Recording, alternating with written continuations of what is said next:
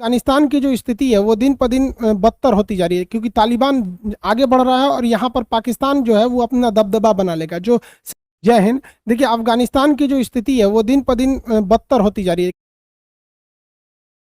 East Turkistan, अब ये यकीन।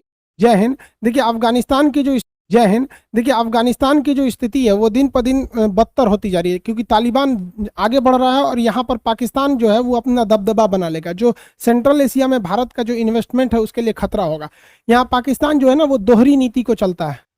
पाकिस्तान का कहना है कि जब अफगानिस्तान के अंदर अगर तालिबान जाता है तो वो अच्छा है, वो सही करता है, गुड टेररिज्म है। लेकिन अगर वही पाकिस्तान के अंदर तालिबान ब्लास्ट करता है तो वो कहता है वो बैड टेररिज्म है। यानी अफगान तालिबान सही है, पाकिस्तान तालिबान जिसे तहरीकी तालिबान कहते हैं वो गलत है। इनके हिसाब से इनकी दोहरी नीति चलती है यहाँ पर।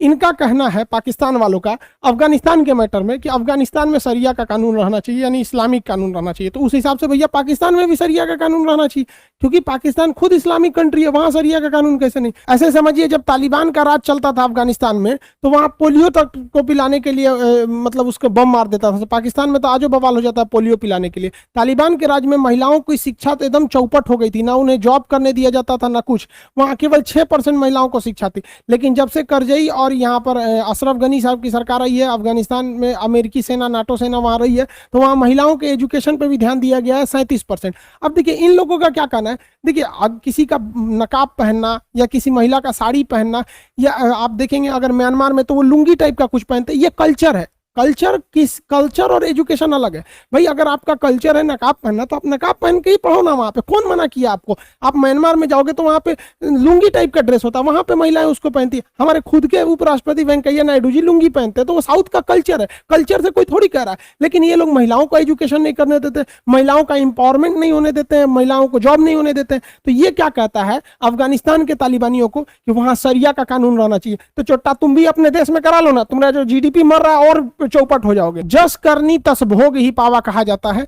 इसने अफगानिस्तान में तालिबान को जन्म दिया और इस तालिबान के वजह से तालिबान ने कहा कि हम अफगानिस्तान में इस्लामिक कानून शरिया को लाएंगे। तो तालिबान को देखा देखी पाकिस्तान में भी एक तालिबान उभर गया जिसका नाम है तहरीके तालिबान। अब ये पाकिस्तान में बम फोड़ने लगा और कहा यहाँ की सरकार को हटाइए, हम यहाँ पर शरिया का कानून लाएंगे। इसी को कहते हैं न्यूटन का थर्ड लॉ, क्रिया प्रतिक्रिया। तुम वहां आतंकवाद फैलाओ, हम यहाँ आतंक फैलाएंगे। तुमको पता भी है न्यूटन, तो फिजिक्स पाकिस्तान में पता नहीं फिजिक्स पढ़ाया जाता है कि नहीं वहां पे। न्यूटन थर्ड लॉ यहाँ पे। खैर, अगर न्यूटन का जन्म पाकिस्तान में हुआ रहता तो उनके सर पर सेब नहीं गिरकर बम गिरा रहता और न्यूटन वहीं मर जाते, फिजिक्स का सत्यानाश हो जाता। पाकिस्तानियों को तो अब तो सारा मानना चाहिए। अफगानिस्तान की सरकार कह रही थी कि लगभग 12 से 15 हजार पाकिस्तानी आतंकवादी अफगानिस्तान में घुस गए हैं तालिबान का साथ देने के लिए। तो खैर, एक देश दूसरे देश पर आरोप लगाता है तो इसे आप 100% ट्रू नहीं मान सकते। लेकिन यूएनओ ने स्पष्ट कर दिया कि पाकिस्तान बॉर्डर से स्पिन बुलडाज के एरिया से पाकिस्तान से लगभग 6000 आतंकवादी हथियार लेकर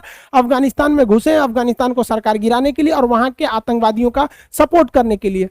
चोर के घर में भी कभी कभी चोरी हो जाता है। पाकिस्तान में आतंकवाद को फैलाया, वहीं पे उसके यहाँ भी हो गया। हाफिज सईद के घर के पास भी कोनो बम फोड़ के चल गया। अब इसमें भी अलग अलग विचारधारा है कि हम अच्छा से सरिया लगाएंगे, तुम अच्छा सा मतलब वो मतलब इन लोग के मतलब क्या बताए। कुछ दिन बाद ये भी लड़ाई अपने में लड़ेगा सब यहाँ पर। और दूसरा, ये लोग जूझ रहे हैं लोग पैगासस सॉफ्टवेयर को लेकर कि भाई किसकी स्पाइंग हुई है। इमरान खान ने तो बाकायदा यूएनओ में भी जाके कहा है कि कौन है आपका जो संस्था जो हमारे प्रधानमंत्री की फोन टेपिंग हुई है इसकी जांच करे। यूएन ने कहा सोच रहा तोर प्रधानमंत्री तो समझना हमारा कौन सी घटल है। आज तक हम किसका मामला सॉल्व किए हैं जो तुम्हारा सॉल्व कर देंगे। कश्मीर तो आज अटकले। तो पाकिस्तान में जैसे जैसे आप देखेंगे अफगानिस्तान में तालिबान मजबूत होगा, वैसे वैसे पाकिस्तान में भी तहरीके तालिबान मजबूत होगा। तहरीके तालिबान ने अब पाकिस्तान के सेना पर भी हमला करना चालू कर देते, कहते तुम भगो यहाँ पे, हम लोग हैं यहाँ पर, शरिया का कानून लागू हो गया यहाँ पर। इन्होंने 15 जवानों को मार दिया पाकिस्तान के।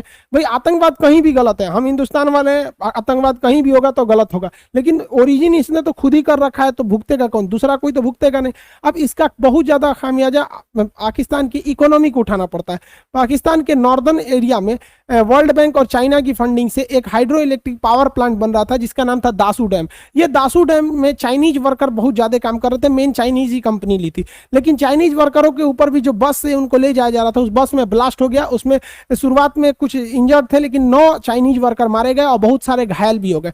तो शुरुआत में तो पाकिस्तान ने कहा कि इसमें सीएनजी ब्लास्ट हो गया ऐसे ऐसे, लेकिन चाइना ने पूरा दबाव बनाया, चाइना की मीडिया ग्लोबल टाइम्स ने दबाव बनाया कि नहीं इसकी प्रॉपर इन्वेस्टिगेशन होनी चाहिए कि आखिर क्या है और पाकिस्तान इसका जवाब दे कि वो चाइनीज सोल्जर के सेफ्टी के लिए क्या कर रहा है। तो पाकिस्तान ने कहा कि हम चाइनीज सोल्जर की सेफ्टी के लिए 15,000 पाकिस्तानी फौज तैनात किए। कितनी शर्म की बात है एक देश के लिए कि वहां कोई विदेशी वर्कर काम कर रहा है तो उसके लिए 15,000 जवान तैनात करना पड़ता है। हिंदुस्तान में पाकिस्तान के लोग भी अगर घूमने आएंगे ना तो यहाँ कोई उनको बम से नहीं उड़ाने वाला है यहाँ पर, बशर्ते तुम कुछ मतलब शांति से घूमने आओ, ताजमहल देखने आओ, हमारे यहाँ एक से एक चीज है, लाल किला आओ, दक्षिण में एक से एक घूमने की जगह आओ, घूम फिर के नॉर्मल जाओ, कोई दिक्कत नहीं। वैसे भी पाकिस्तानी भारत में आते हैं इलाज कराने के लिए, हार्ट की सर्जरी, कैंसर का, क्योंकि यहाँ की मेडिकल बहुत सस्ती है। बट ऐसा कहीं नहीं होता, हमारे यहाँ बहुत सारे नेपाल के लोग हिंदुस्तान नॉर्थ जितने भी हिंदुस्तान में दिल्ली, यूपी, बिहार ये सब में ज्यादातर चाउमीन बनाने का काम नेपाल के लोग करते हैं और बखूबी आराम से अपनी जिंदगी बिताते हैं। ठंडी के दिन में कंबल बेचने आते हैं। क्या हमारी सेना 15,000 फौज लगी रहती इनको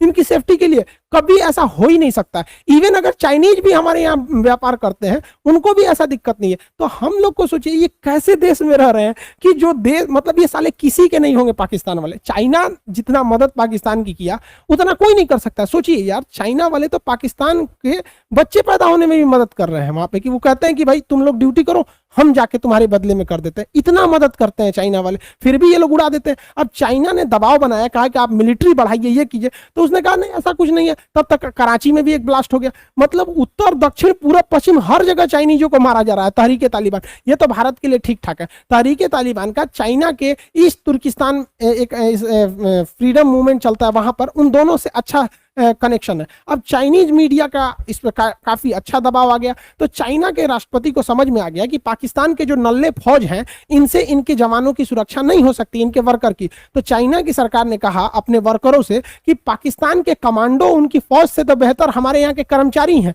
तुम लोग ही AK-47 लेके देखो। तो देखिए AK-47 लेके वहां पे वर्कर का काम कर रहा है। हद पाकिस्तानियों की बेइज्जती होती है, उसके फौज से अच्छा यहाँ के वर्कर हैं सब यहाँ पे। और चाइना हर जगह ऐसा करता है। श्रीलंका में भी कुछ दिन पहले चाइनीज जो वर्कर थे वो मिलिट्री के ड्रेस में घूम रहे थे। अब ये पाकिस्तान के लिए बहुत बड़ा सरदर्द बन जाएगा, क्योंकि चाइना ने कहा है कि अगर उसके वर्कर को सेफ्टी नहीं दी जाएगी तो वो अपने वर्कर को वापस नहीं निकालेगा अफगानिस्तान से, जैसे अमेरिका निकल गया। क्योंकि चाइना ने बहुत हैवी इन्वेस्टमेंट किया है BRI प्रोजेक्ट और CPEC सड़क को बनाने के लिए पाकिस्तान में। उसने कहा कि हम अतिरिक्त 40,000 फौज भेज देंगे पाकिस्तान में और इन 40,000 का खर्चा खुद पाकिस्तान से लेंगे। पाकिस्तान ससुरा पगला गया है, चारों ओर से हमारा लूटेगा सब। और चाइना का क्या कहना है? चाइना कह रहा है कि हम यहाँ पर एक ग्वादर जहां बनेगा वहां ग्वादर पोर्ट के पास एक चाइना पोर्ट सिटी बनाएंगे। इस पोर्ट सिटी में चाइना की करेंसी चलेगी, चाइना के नियम कानून चलेंगे, यानी जमीन खरीद लेगा, वहां सारा चीज चाइना का ही चलेगा, वहां चाइना के ही लोग रह सकते हैं, पाकिस्तानियों को एंट्री बैन रहेगी। अब सोचिए ऐसा वो श्रीलंका में भी बना रहा है कोलंबो पोर्ट सिटी, अब यहाँ ग्वादर पोर्ट सिटी बनाने वाला है। मतलब पाकिस्तान में रहेगा, वहीं के लोगों को वहां एंट्री नहीं देने वाला है यहाँ पर। अब जरा सोचिए, और उसका कहना है 2022 तक वहां 5 लाख चाइनीज रहेंगे। अब इसमें क्या गारंटी है जो चाइनीज वर्कर के शकल में आए हैं वहां के फौजी नहीं है? क्योंकि चाइना में हर इंसान को मतलब जितने होता है कम्युनिस्ट पार्टी की सदस्यता लेनी होती है उसके हर फौज को, और इवन सिविलियन को भी। तो जो इंसान कम्युनिस्ट पार्टी का सदस्य है वो ऑटोमेटिक चाइना की फौज का सदस्य हो जाता है। तो 5 लाख सिविलियन रहेंगे, इसमें से चाइना कम से कम 50,000 फौज को घुसा देगा और आराम से इजीली घुसा सकता है। अब चाइना पाकिस्तान के पास 4.5 लाख फौज है, अब 5 लाख विदेशी को ले लेगा। इस गधे को पाकिस्तान को समझ में नहीं आता। इन सब के यहाँ पढ़ाई लिखाई होता नहीं ना। हम लोग के हिस्ट्री में हम लोग क्या पढ़ाते हैं कि सहायक संधि जो थी, सहायक संधि जो है सब्सिडियरी अलायंस, ये भारत में सबसे बेहतरीन ढंग से लागू किया था लॉर्ड वेलेजली ने लागू किया था।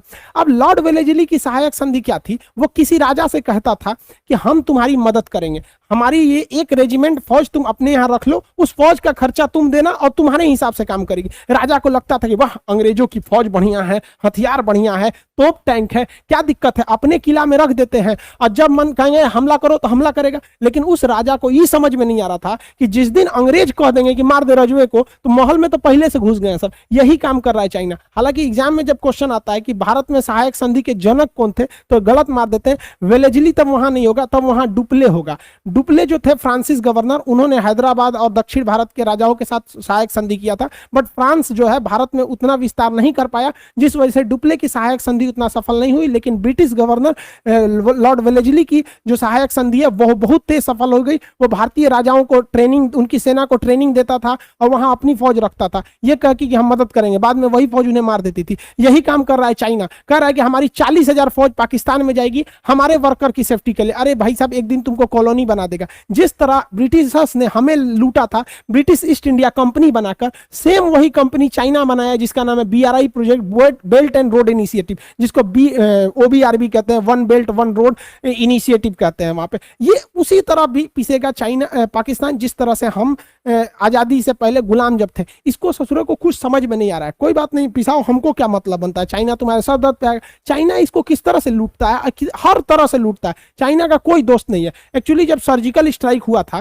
तो आतंकवादियों को, बंकर को हम लोगों ने मैनपेड रॉकेट लॉन्चर से उड़ा दिया था। तो पाकिस्तान देखा कि भारत वाला कौन सा रॉकेट लेके आया, सब बड़ी तगड़ा मार रहा है। तो चाइना ने कहा मैनपेड रॉकेट तो है, लो हमसे भी खरीद लो, ये मैनपेड रॉकेट है, इसी का छोटा रूप QW-18 ये खरीद लो। ये दोनों दे दिया। अब पता चला 6 महीना बाद ये धूस करके रह जाता है। पाकिस्तानी मारते हैं, सब यहीं गिर जाता है, सामने में गिर जाता है, मारेंगे सब यहाँ गिर जाता है पसुए में। अब ये किसी काम का नहीं रह गया। चाइना कह रहा है कि हम वापस नहीं लेंगे। हद देखिए, इस रॉकेट को चाइना के खुद देश ने बनाया और चाइना की मिलिट्री ने कहा कि ये किसी काम का नहीं है। लेकिन इस पाकिस्तान को समझ में नहीं आ रहा है। यहाँ पर कारगिल की जब लड़ाई हुई थी तो भारत ने पहाड़ों के, परवेज मुशर्रफ को लग रहा था कि भारतीय सेना पहाड़ पे तो चढ़ ही नहीं पाएगी, लेकिन हमारे यहाँ उस समय बफोर्स तोप और पिनाका रॉकेट जैसे अंधाधुंध तबाही मचाया। तो पाकिस्तानियों को लगा कि सोच रहा है दिवाली की तरह रॉकेट मारता है, धन धन धन धन, ये आता कहां से है। तो चाइना से पूछा, ये है आपके पास? चाइना हमारे पास कोई चीज नहीं है, चले नहीं चले कोई मतलब नहीं, चल गया तो चांद तक, नहीं चला तो शाम तक। इसने दिया ये रॉकेट, देखो धनाधन मारोगे एकदम निकलेगा यहाँ पर, एकदम दाड़ मल्टी बैरल रॉकेट लॉन्चर, इसका नाम है A-100। तो पाकिस्तान का अच्छा जैसे S-400 है वैसे ही आपका A-100 है। तो चाइना का हाँ ले जाओ। अब ये भी नहीं उड़ रहा है। अब कौन कहे इन बेचारों को, एक तो गरीबी पाकिस्तान में, उसमें इनका आटा गीला हो गया, ये चारों ओर से जाएंगे। इसलिए हमेशा हमें दूसरों से दुश्मनी बड़ी सोच समझ के करना चाहिए, क्योंकि युद्ध, दुश्मनी में और अहंकार में इंसान को अपना खुद का गलत कदम भी नहीं दिखता है। चाइना को एक और समस्या क्या है कि चाइना इस साइड में जो इसका सिंजियांग प्रांत है, इसमें वीगर मुसलमानों पर कुछ ज्यादा ही टॉर्चर करता है।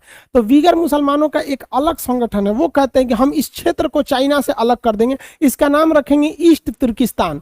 अब ये यकीन समझिए कि अगर ईस्ट तुर्किस्तान का मूवमेंट बहुत तगड़ा हो जाएगा, अगर यहाँ चाइना के जेलों से छूटकर ये जो वीगर मुस्लिम है, अगर ये अफगानिस्तान चले गए तो अफगानिस्तान का ये एरिया चाइना से सट जाता है और यहां से वीगर मुसलमानों को हथियार, ट्रेनिंग सब कुछ मिल जाएगा। लेकिन पाकिस्तान उनको समझा देगा, ये सच्चा कहेगा वीगर को काहे करता, मुसलमान थोड़ी है, सब मरने दो। यहाँ पर भी इन लोग की एक कैटेगरी है कि किस मुसलमान को बचाएंगे और किसको नहीं बचाएंगे। वीगरों के लिए कोई आवाज नहीं उठाता, जबकि सबसे ज्यादा टॉर्चर यही होते हैं। तो चाइना ने क्या कहा है, चाइना की विदेश नीति में शर्म नाम का कोई चीज नहीं होता है। देखिए, वो आतंकवादियों को अपने प्रधानमंत्री के साथ बैठाया है। सोचिए, तालिबान के आतंकवादियों को प्रधानमंत्री के साथ, और उसने कहा कि देख भाई, अफगानिस्तान में हम तालिबान को कुछ भी नहीं करेंगे, तालिबान तुम अच्छे से फल फूलो, पूरी दुनिया को बम मारो, बस एक काम करो, अपने तालिबानियों को कहना कि वीगर मुसलमानों को कुछ ना करे, क्योंकि इनको छोड़ दो वहां पर। तो ये कॉम्प्रोमाइज कराना चाहता है। तो आप सब समझ सकते हैं कि एक अफगानिस्तान पूरे सेंट्रल एशिया के जो जियोपॉलिटिक्स है, जो इंटरनेशनल रिलेशन है, उसको किस तरह से इफेक्ट कर सकता है। आने वाले वक्त में देखिए, अमेरिका भी बम्बार्डमेंट कर रहा है, लेकिन क्या पता, जो बाइडेन से पूछा गया कि जब अमेरिका की फौज पूरी तरह वहां से हट जाएगी 31 अगस्त के बाद, यानी 9/11 का जो 20 साल होने जाएगा, तो क्या उसके बाद भी हमला जारी रहेगा? तो उन्होंने कुछ नहीं बोला। अब ये जो बाइडेन की सबसे बड़ी गलती साबित होगी, क्योंकि काबुल तक में भी हमले डेली हो रहे हैं। अब भारत में असमंजस की स्थिति है कि वो किस तरह से इसे बैलेंस करके चले। आई होप आप इसे समझ गए होंगे। मिलेंगे नेक्स्ट क्लास में। जय हिंद।